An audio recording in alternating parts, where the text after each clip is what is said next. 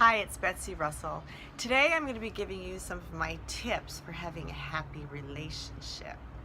And I'm going to start with something that if you've checked out some of my other relationship videos, I talk about a lot, and that's having goodwill in the relationship. Number one tip, having goodwill in the relationship.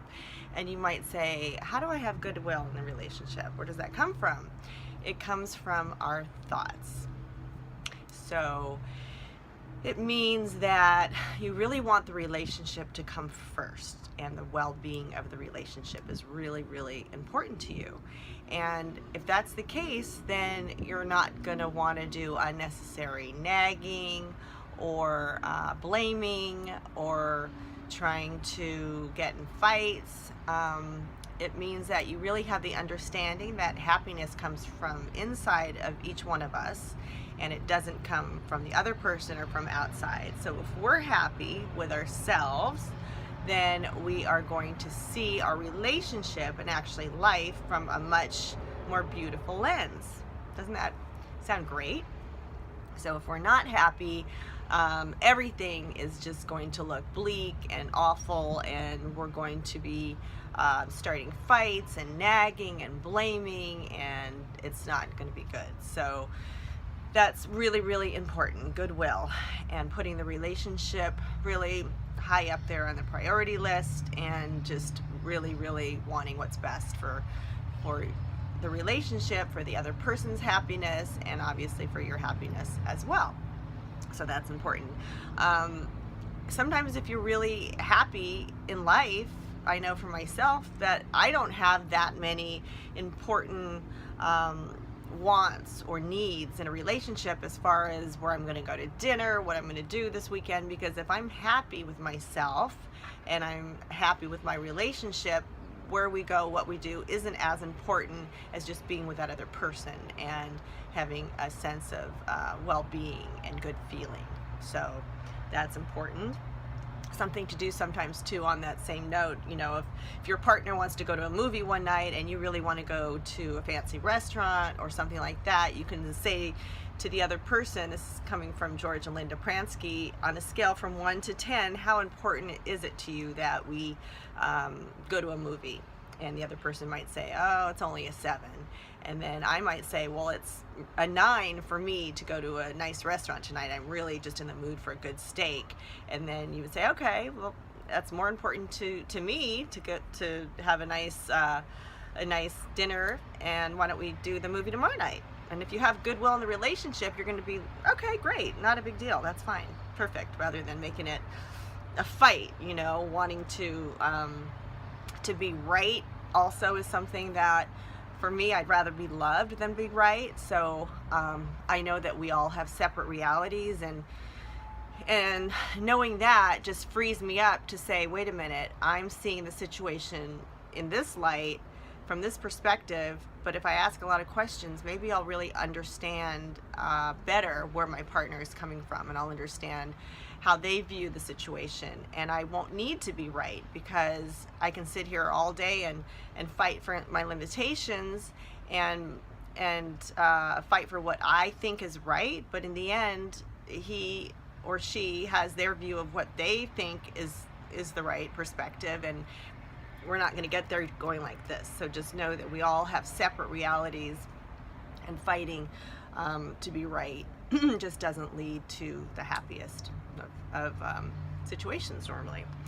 So also going into the past, you know, that's not a recipe for a good relationship, constantly going back to what your partner did wrong or what they could have done better, or even past affairs, or just things that are going to shame the other person. That's not going to lead to a happy relationship. They already probably feel bad enough, trust me. You don't need to add more of that.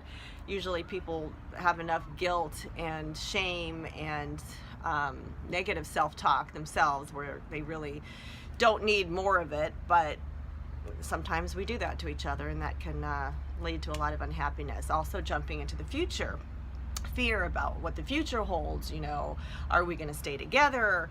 Are we going to cheat? You know, do anything in the future that's scary, stay away from that. Just stay right in the present, and if we stay in the present, then we're almost always just fine. So important also is to communicate with each other.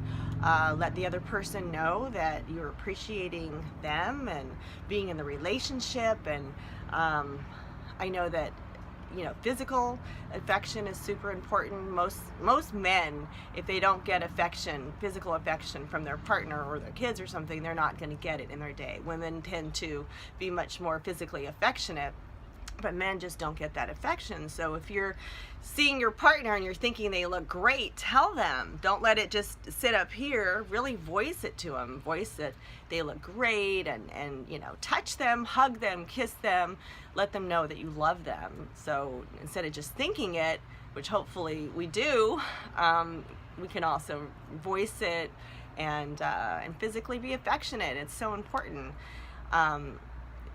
It feels good, so that's important too.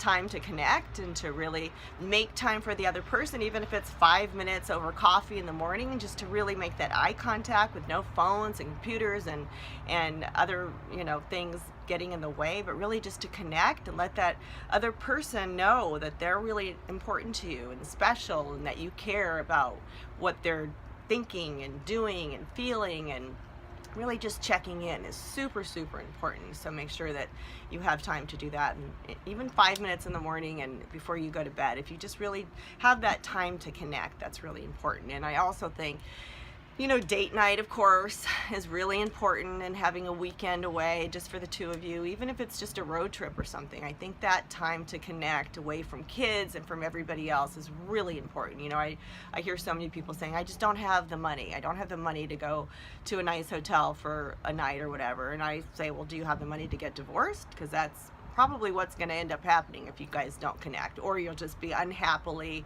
together for a really long time. So make that time to connect and to check in with the other person, and just to get a vibe of how you're doing. Don't have important conversations when you're in a bad mood. You know, wait till you feel better, until you feel stable to have a conversation. Don't trust what the other person is saying if you're in a fight, because that's not their authentic self coming through.